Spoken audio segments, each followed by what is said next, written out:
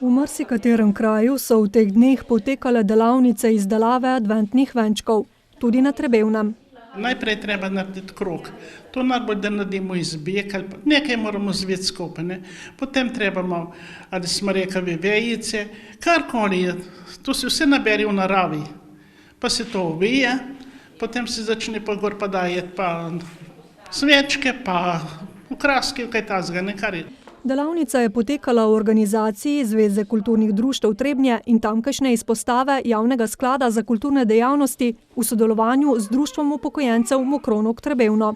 Te delavnice so namenjene ravno temu, da starejše gospe, ki so rokodelke izurjene, lahko to prenesejo, to znanje na mlajše, na naše otroke, vnuke in tako naprej. Izdelava adventnega venčka ni zahtevna, zato je primerna tudi za otroke. Mami vsakič reče, da moram iti sem, da se kaj novega naučim, pa da bom v prihodnosti kaj znal narediti iz materialov. Danes bom delala s svečami, z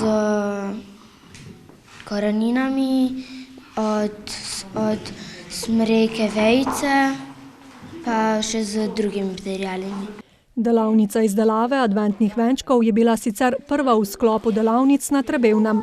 Delavnice potekajo vsak tretji torek v mesecu.